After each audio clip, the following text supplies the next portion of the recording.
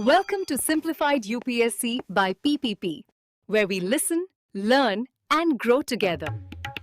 Detailed notes in English and Hindi, plus practice questions for prelims and mains, only on our Telegram channel. Link in description. Want early access to all videos of this series? Join our paid Telegram group for just 499 rupees. One-time payment, lifetime access. WhatsApp now to join us. नमस्कार दोस्तों और स्वागत है एक और खास चर्चा में। हम फिर से इतिहास की गहराइयों में उतर रहे हैं जैसा हमेशा करते हैं और आज कुछ बहुत ही महत्वपूर्ण स्रोतों से ज्ञान के मोती निकालेंगे। बिल्कुल। और आज का विषय वाकई में बहुत दिलचस्प है। एक ऐसा दौर जिसने दुनिया पर काफी गहरी छाप छोड़ी है। हाँ, हम बात कर रहे हैं शास्त्रीय मुस्लिम दुनिया की। एक ऐसा समय जो सांस्कृतिक रूप से बहुत जीवंत था और जिसका प्रभाव आज भी महसूस होता है। जी, ये वो दौर था जब विचारों का अद्भुत संगम हुआ, विज्ञान ने नई ऊंचाइयां छुईं और बौद्धिक ऊर्जा अपने चरम पर थी। आज का हमारा मकसद थोड़ा अलग है दोस्तों। हम सिर्फ सतह को नहीं कुरेदेंगे बल्कि एक मजबूत तथ्यात्मक नींव तैयार करना चाहते हैं। इसके लिए हमारे पास मैकडूगल लिटिल की विश्व इतिहास की किताब है। अध्याय 10 खंड 3 मुस्लिम संस्कृति। हर वैज्ञानिक खोज निकालने की कोशिश करेंगे। ये सिर्फ एक झलक नहीं बल्कि बुनियादी तथ्यों को समझने की एक गहरी कोशिश है, ताकि हमारे सुनने वाले समझ सकें कि इस दौर के विचारों और संस्थानों ने आगे चलकर दुनिया को कैसे आकार दिया।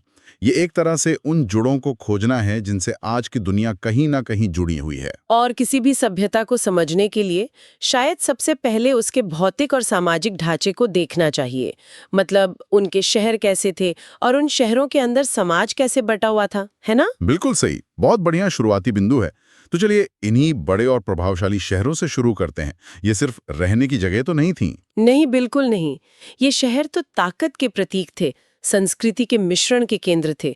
यहाँ दूर दूर से लोग आते थे, विचार मिलते थे और एक नई तरह की शहरी सभ्यता पनप रही थी। तो कौन से शहर इस दौर में खास तौर पर उभर कर सामने आए? क्या कुछ नाम हैं जो हमें याद रखने चाहिए?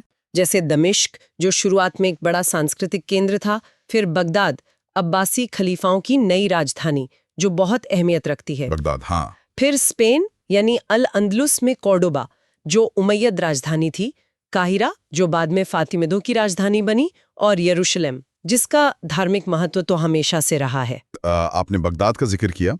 दमिश्क तो पहले से स्थापित था, फिर एक नई राजधानी बनाने की क्या जरूरत पड़ी, वो भी इतने बड़े पैमाने पर? देखिए, ये लगभग 8वीं सदी के मध्य की बात है।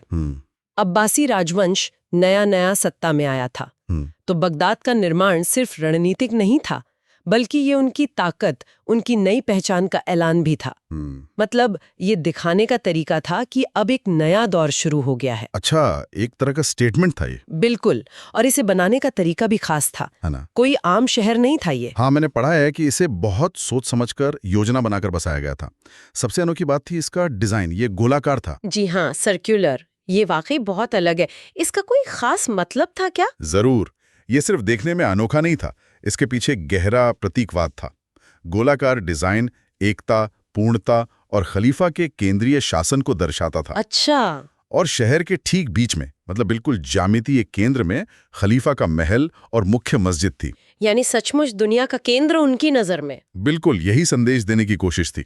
और शहर का पैमाना, उसकी सुविधाएं, बड़े पुस्तकालय, बाजार, सड़कों का जाल, ये सब उस जमाने के हिसाब से अभूतपूर्व था। यहाँ तक कि किताब में एक चौंकाने वाली तुलना भी की गई, अगर आपको याद हो। हाँ, उसमें कहा गया है कि इन मुस्लिम शहरों का जो परिष्कार था, जो सोफिस्टिकेशन था, वो उस समय शायद सिर्फ चीन के तांग साम्राज्य के शहरों में ही देखने को मिलता था। वाह, तो हम उस समय की वैश्विक सभ्यता के 2 सबसे उन्नत ध्रुवों में से एक की बात कर रहे हैं। एग्जैक्टली। ये सिर्फ क्षेत्रीय नहीं बल्कि विश्व स्तरीय विकास था। दे 10वीं उभरती है, बिल्कुल। हाँ। अब इन शानदार शहरों के अंदर समाज का ढांचा कैसा था, ये जानना भी जरूरी है। एक स्पष्ट सामाजिक संरचना थी, एक तरह का पदानुक्रम, है ना? किताब में 4 मुख्य वर्गों का जिक्र है। जी हाँ, और ये वर्गीकरण मुख्य रूप से धर्म और जन्म पर आधारित लगता है। चलिए इसे परत दर परत समझते हैं। सबसे ऊपर कौन थे? सबसे ऊंचे पायदान पर, यानी पहला वर्ग, वो लोग थे जो जन्म से मुसलमान थे। सरकार, सेना और समाज में सबसे ऊंचे पद इन्हीं के लिए होते थे। ये उस समय का, कह सकते हैं, अभिजात वर्ग था। ठीक है, जन्मजात मुसलमान। फिर दूसरा वर्ग? दूसरा वर्ग उन लोगों का था जिन्होंने इस्लाम धर्म अपना लिया था, यानी धर्मांतरित मुसलमान, कन्वर्ट्स टू इस्लाम। अच्छा। मुसलमान होने के नाते उन्हें कई फायदे मिलते थे, कुछ सामाजिक प्रतिबंध हट जाते थे और तरक्की करना संभव था। लेकिन अक्सर उन्हें वो दर्जा या विशेषाधिकार आसानी से नहीं मिलते थे जो जन्मजात मुसलमानों को हासिल थे। ये एक छोटा लेकिन महत्वपूर्ण अंतर है। ये दिखाता है कि भले ही धर्म बदलने को बढ़ावा दिया जा रहा हो, फिर भी पहले से स्थापित वंश या पहचान का महत्व बना हुआ था। बिल्कुल। अब तीसरा वर्ग काफी अनूठा है, जिसे धिम्मी कहा जाता था, यानी संरक्षित लोग या प्रोटेक्टेड पीपल। संरक्षित लोग, ये कौन थे और इसका मतलब क्या था? ये दर्जा खास तौर पर ईसाइयों, यहूदियों और पारसियों के लिए था, जिन्हें अहल अल किताब यानी किताब वाले लोग माना जाता था, क्योंकि उनके धर्म भी एकेश्वरवादी थे और इस्लाम से पहले आए थे। संरक्षित का मतलब बराबरी नहीं था, ये एक तरह का समझौता था।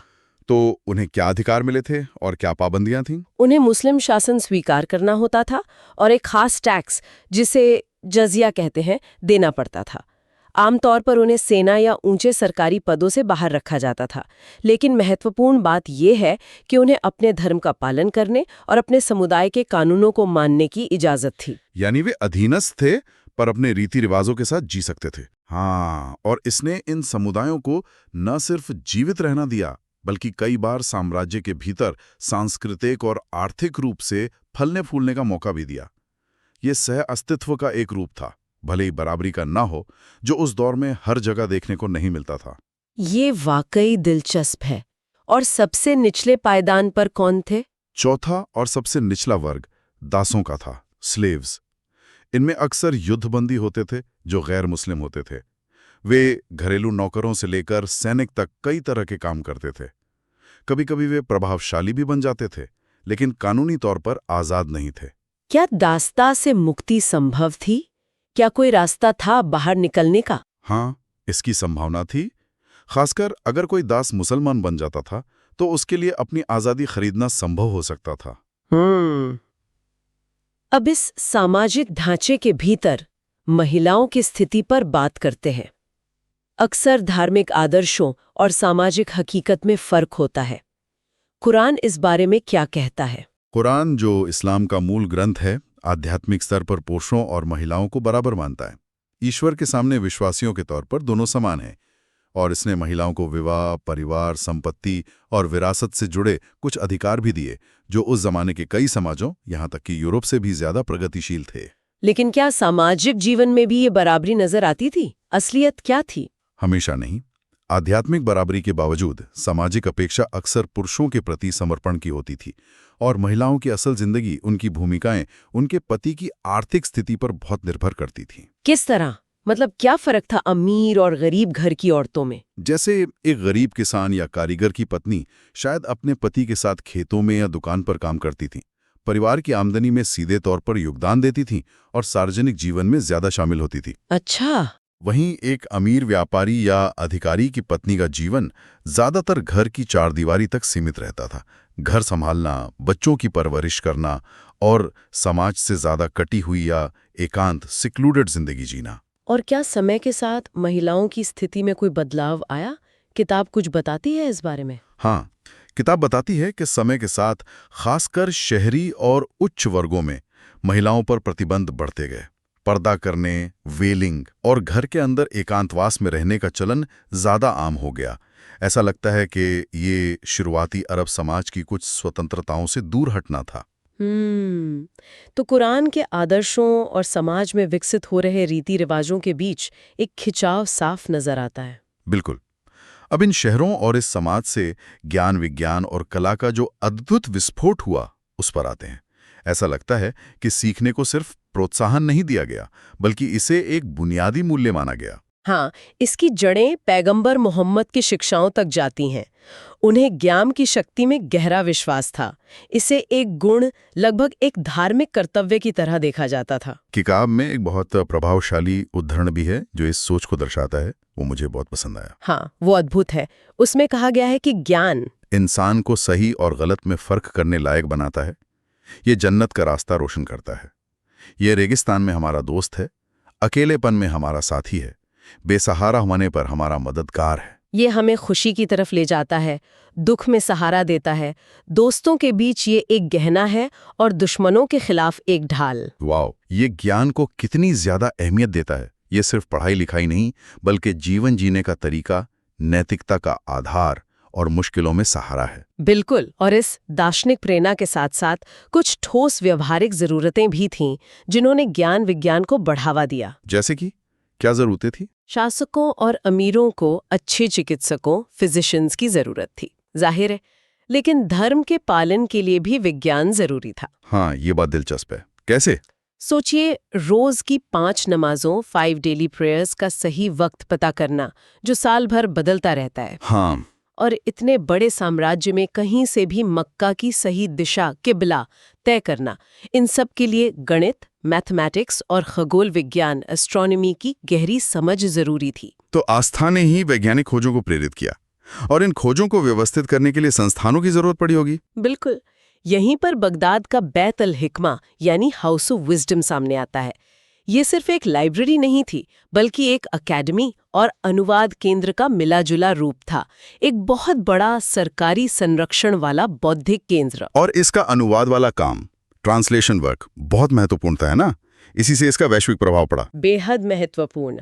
यहाँ के विद्वानों ने बड़े पैमाने पर ग्रीस जैसे अरस्तु, प्लेटो, गैलन के चिकित्सा ग्रंथ, भारत जैसे शून्य और अंक प्रणाली, खगोलीय गणनाएं, और फारस साहित्य, प्रशासन, दर्शन के ज्ञान का अरबी में अनुवाद किया। तो ये दुनिया भर के ज्ञान को एक जगह इकट्ठा करके उसे संरक्षित कर रहे थे, बस बचा रहे थे। नहीं, सिर्फ संरक्षित नहीं कर रहे थे, बल्कि उस पर आगे काम भी कर रहे थे। वे सिर्फ नकल नहीं कर रहे थे, बल्कि उन विचारों का विश्लेषण कर रहे थे, उनमें अपने अवलोकन और नई खोजें जोड़ रहे थे। ये सिंथेसिस का काम था। अच्छा, मतलब उसे आगे बढ़ा रहे थे। हाँ, ये उस समय दुनिया का सबसे प्रमुख ज्ञान विज्ञान केंद्र बन गया, खासकर तब जब यूरोप तथाकथित डार्क एजेस से गुजर रहा था और अपनी यूनानी विरासत से एक तरह से कट चुका था। ये हाउस ऑफ विजडम एक तरह से ज्ञान का पुल बन गया। बहुत महत्वपूर्ण भूमिका। अब कला और वास्तुकला की बात करते हैं। इस्लामी कला की एक बहुत विशिष्ट पहचान है, अक्सर बेहद जटिल और सुंदर, लेकिन इसमें एक चीज आमतौर पर नहीं दिखती। हाँ, वो है जीवित प्राणियों, इंसानों और जानवरों का चित्रण। इस पर एक तरह की पाबंदी थी, प्रोहिबिशन, खासकर मस्जिदों और धार्मिक इमारतों में। ऐसा क्यों था? क्या वजह थी? इसके पीछे धार्मिक कारण था। मुस्लिम नेताओं को डर था कि लोग अल्लाह की बजाय इन तस्वीरों या मूर्तियों की पूजा करने लगेंगे, यानी मूर्ति पूजा, आइडोलिट्री का डर था। अच्छा, तो अगर कलाकार इंसानों या जानवरों को नहीं बना सकते थे, तो उनकी रचनात्मक ऊर्जा कहाँ इस्तेमाल हुई? उन्होंने क्या बनाया? वो 2 चीजों में कमाल की तरह उभर कर आई। पहला है सुलेख यानी कैलीग्राफी, खूबसूरत लिखावट की कला। कैलीग्राफी, हाँ। कुरान को सुंदर अक्षरों में लिखना सबसे ऊंची कला मानी जाती थी, लेकिन ये लिखावट इमारतों, बर्तनों, कपड़ों, हर जगह सजावट का हिस्सा बन गई। अक्षर खुद ही कला बन गए। और दूसरा था अमूर्त पैटर्न, एब्स्ट्रैक्ट पैटर्न्स। इसमें 2 चीजें खास थीं। एक तो जटिल ज्यामितीय डिजाइन, कॉम्प्लेक्स ज्योमेट्रिक पैटर्न्स, और दूसरा अरबेस्क शैली, अरबेस्क। अरबेस्क, ये क्या होता है? थोड़ा समझाएंगे? हाँ, ये एक बहुत ही जटिल और अलंकृत डिजाइन होता है, जिसमें फूल, पत्तियां और ज्यामितीय आकार आपस में गुथे होते हैं। क्योंकि कलाकार असली चीजें नहीं बना सकते थे, उन्होंने शुद्ध रूप, समरूपता और दोहराव की सुंदरता पर ध्यान केंद्रित किया। नतीजा होता था एक ऐसा डिजाइन जो देखने में अंतहीन और सामंजस्यपूर्ण लगता था। जैसे मस्जिदों की दीवारों पर या कालीनों पर दिखने वाले वो जटिल पैटर्न? बिल्कुल। किताब में जामे मस्जिद की अरबेस्क टाइलों का खासतौर पर जिक्र है। ये बिना किसी तस्वीर के भी भव्यता और गहराई का एहसास कराते हैं। समझ गया। चलिए, विज्ञान की ओर लौटते हैं। चिकित्सा, मेडिसिन के क्षेत्र में मुस्लिम विद्वानों का योगदान अभूतपूर्व माना जाता है। किताब किसी खास चिकित्सक का नाम लेती है क्या? हाँ, फारसी विद्वान अल राजी का, जिन्हें पश्चिम में रेजिस के नाम से जाना जाता था। किताब उन्हें बहुत ऊंचा दर्जा देती है। कितना ऊंचा? क्या कहा गया है उनके बारे में? उन्हें न सिर्फ मुस्लिम दुनिया का महानतम चिकित्सक कहा गया है, बल्कि शायद 500 ईस्वी से 1500 ईस्वी के बीच, यानी 1000 साल के दौर में पूरी दुनिया का महानतम चिकित्सक। 1000 साल तक दुनिया का महानतम चिकित्सक, ये तो वाकई अविश्वसनीय है। ऐसा क्या खास था उनके काम में? उनका तरीका बहुत वैज्ञानिक था। वे मरीजों का बहुत ध्यान से अवलोकन, क्लिनिकल ऑब्जर्वेशन करते थे, उनके मामलों का विस्तृत रिकॉर्ड रखते थे। वे सिर्फ पुरानी किताबों जैसे गैलन की पर भरोसा नहीं करते थे, बल्कि चीजों को खुद परखते थे। अच्छा, मतलब प्रैक्टिकल थे। और उन्होंने कुछ महत्वपूर्ण किताबें भी लिखी। हाँ, 2 का खास जिक्र है। पहली है अल-हावी यानी द कॉम्प्रहेंसिव बुक। ये एक विशाल विश्वकोश था जिसमें ग्रीक, सीरियाई, अरबी और भारतीय चिकित्सा पद्धतियों के ज्ञान के साथ साथ उनके अपने हजारों मरीजों के अनुभव और अवलोकन शामिल थे। ये सदियों तक इस्लामी दुनिया और यूरोप में मेडिकल की मानक किताब बनी रही। जबरदस्त। और दूसरी किताब, वो एक छोटी लेकिन बहुत महत्वपूर्ण रचना थी, चेचक और खसरे पर ग्रंथ, treatise on small pox and measles. इसमें उन्होंने पहली बार इन दोनों बीमारियों के लक्षणों को इतने साफ तौर पर अलग-अलग बताया। इससे पहले अक्सर लोग इन्हें एक ही समझ लेते थे। अरे हाँ, ये तो निदान, डायग्नोसिस के लिए बहुत बड़ा कदम रहा होगा। बिल्कुल, ये निदान और रोग का पूर्वानुमान, प्रोग्नोसिस समझने में एक बड़ा कदम था। ये किताब भी कई भाषाओं में अनुवादित हुई। उनके काम से जुड़ी एक और दिलचस्प बात बताई गई है, इलाज के माहौल को लेकर, कुछ हवा के बारे में। हाँ, जो आज भी प्रासंगिक लगती है। अल राजी का मानना था कि अगर मरीजों को साफ हवा मिले तो वे जल्दी ठीक होते हैं। ये दिखाता है कि वे इलाज में भौतिक वातावरण, फिजिकल एनवायरनमेंट के महत्व को समझ रहे थे। ये तो बुनियादी स्वच्छता जैसी बात लगती है, पर उस जमाने के हिसाब से काफी आगे की सोच थी। अब चिकित्सा से आगे बढ़कर गणित और सामान्य वैज्ञानिक पद्धति, साइंटिफिक मेथड की बात करते हैं। क्या इस दौर में खोज का कोई खास तरीका विकसित हुआ? हाँ, किताब इस बात पर जोर देती है कि वैज्ञानिक अवलोकन, साइंटिफिक ऑब्जर्वेशन और प्रयोग, एक्सपेरिमेंटेशन पर बहुत ज्यादा निर्भरता थी। ये सिर्फ पुरानी बातों पर बहस करने वाले दार्शनिक नहीं थे, बल्कि प्रयोग कर रहे थे, डेटा एकत्र कर रहे थे और परिकल्पनाओं का परीक्षण कर रहे थे। एक तरह का अनुभवजन्य, एम्पिरिकल तरीका, एम्पिरिकल अप्रोच। हाँ, और इसने बाद में यूरोप में होने वाली वैज्ञानिक क्रांति की नींव रखी। और गणित में तो एक ऐसा योगदान है जो आज सीधे सीधे हमारे स्कूलों में पढ़ाया जाता है। कौन सा? बिल्कुल, अलजेब्रा यानी बीजगणित। किताब बताती है कि अलजब्र नाम की गणितीय तकनीक इसी दौर में विकसित हुई। अलजब्र से ही अलजेब्रा शब्द बना है। अच्छा, और इसका श्रेय किसे जाता है? किस गणितज्ञ को? गणितज्ञ अल ख्वारिज़मी को। उनके काम ने अलजब्रा को गणित की एक अलग शाखा के रूप में स्थापित किया।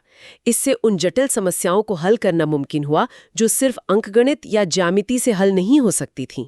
वाह, खगोल विज्ञान, एस्ट्रोनॉमी भी इस दौर में बहुत महत्वपूर्ण था। न सिर्फ धार्मिक कारणों से, नमाज का वक्त, किबला, बल्कि समुद्री यात्राओं और वैज्ञानिक जिज्ञासा के लिए भी। हाँ, और इसके लिए खास संस्थान भी बने, वेधशालाएं, ऑब्जर्वेटरीज।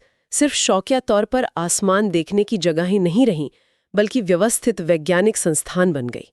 अक्सर सरकारें इनमें पैसा लगाती थीं और यहाँ बड़े बड़े उपकरणों जैसे क्वाड्रेंट्स और सेक्सटेंट्स की मदद से लंबे समय तक खगोलीय पिंडों का अध्ययन और गणना की जाती थी। प्रॉपर रिसर्च इंस्टीट्यूट्स की तरह। बिल्कुल। और एक खास उपकरण था जो बहुत लोकप्रिय हुआ। क्या नाम था उसका? एस्ट्रोलैब। एस्ट्रोलेबे। ये कमाल का बहुउपयोगी यंत्र था। हाँ, किताब बताती है कि इससे दिन या रात का समय पता कर सकते थे, ग्रहण जैसी खगोलीय घटनाओं की भविष्यवाणी कर सकते थे और जमीन पर अपनी स्थिति, मतलब लैटिट्यूड या अक्षांश जान सकते थे। ये उस जमाने का समझिए एक तरह का स्मार्टफोन था, खगोलविदों और नाविकों के लिए। हाँ हाँ, बिल्कुल सही कहा। वाकई एक जटिल एनालॉग कंप्यूटर जैसा। और आखिर में प्रकाशिकी यानी ऑप्टिक्स के क्षेत्र में भी एक बड़ी क्रांति हुई। हाँ, ये इब्न अल-हैथम, जिन्हें पश्चिम में एल-हाज़न कहा जाता है, उनके काम से आई। उनकी किताब ऑप्टिक्स ने सदियों से चले आ रहे यूनानी विचारों को चुनौती दी।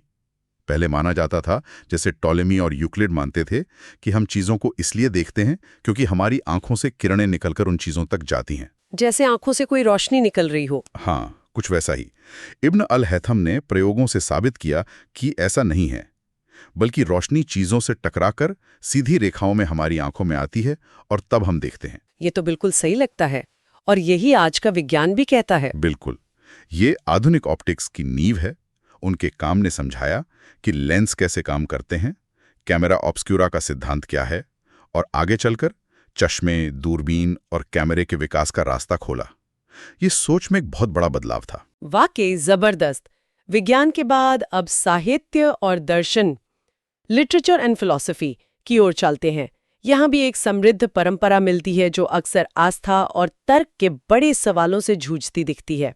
साहित्य की बात करें तो अरबी भाषा में उत्कृष्टता का सबसे बड़ा पैमाना खुद कुरान है। उसकी भाषा, लय और काव्य संरचना को अरबी साहित्य का शिखर माना जाता है और उसने बाद के लगभग सारे साहित्य को प्रभावित किया। हाँ, वो तो है। लेकिन आम लोगों में कौन सी कहानियां ज्यादा लोकप्रिय हुईं? सबसे मशहूर संग्रह है अलिफ लैला, यानी 1001 रातें, द 1001 नाइट्स, जिसे अरेबियन नाइट्स भी कहते हैं। अरेबियन नाइट्स, हाँ। इसमें शहरजाद, अलादीन, सिंदबाद जैसी कहानियां हैं जो साम्राज्य के अलग अलग हिस्सों फारस, भारत, अरब से इकट्ठा की गई लोक कथाएं हैं। ये धार्मिक ग्रंथ नहीं था, लेकिन बेहद लोकप्रिय हुआ और इसने दुनिया को उस दौर की जिंदगी की एक रोमांटिक झलक दी। अब दर्शन, फिलॉसफी की बात करें, ऐसा लगता है कि यूनानी दर्शन और इस्लामी आस्था के बीच तालमेल बिठाने की काफी कोशिशें हुईं। हाँ, और इस कोशिश में सबसे प्रमुख नाम है इब्न रुशद का, जिन्हें पश्चिम में एवरोज के नाम से जाना जाता है। उन्होंने अरस्तु और प्लेटो के विचारों को इस्लामी सोच के साथ मिलाने का प्रयास किया। क्या तर्क था उनका? उनका तर्क था कि दर्शन और धार्मिक रहस्योद्घाटन, रेवलेशन, दोनों एक ही सच्चाई तक पहुंचने के दो अलग-अलग रास्ते हैं। उन्होंने आस्था और तर्क में सामंजस्य बिठाने की कोशिश की। और उनका प्रभाव सिर्फ इस्लामी दुनिया तक सीमित नहीं रहा, यूरोप में भी? नहीं, अरस्तु पर लिखी उनकी टीकाएं मध्ययुगीन यूरोप में भी बहुत प्रभावशाली हुईं।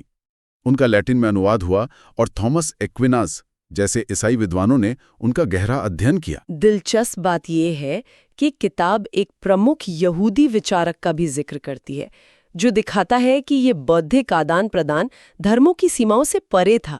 हाँ, मूसा बेन माइमोन, जिन्हें माइमोनिडीज के नाम से जाना जाता है, वे एक बहुत सम्मानित यहूदी चिकित्सक और दार्शनिक थे जो कार्डोबा और कहरा जैसे मुस्लिम शहरों में रहे। उनकी मशहूर किताब है the guide for the perplexed.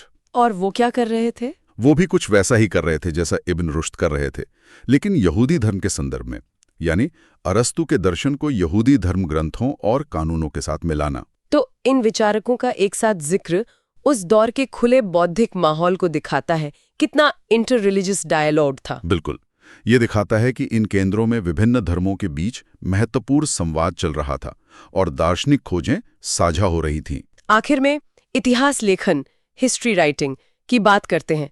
एक विद्वान थे जिन्होंने इतिहास को एक नए विश्लेषणात्मक नजरिए से देखा। कौन थे वो? वो थे इब्न खल्दून। वे मुख्य रूप से घटनाओं को सिर्फ दर्ज नहीं कर रहे थे, बल्कि उनमें पैटर्न तलाश रहे थे।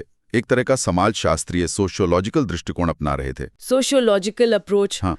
तो उनकी सबसे मशहूर किताब है मुकद्दमा, जो उनके विश्व इतिहास की भूमिका है।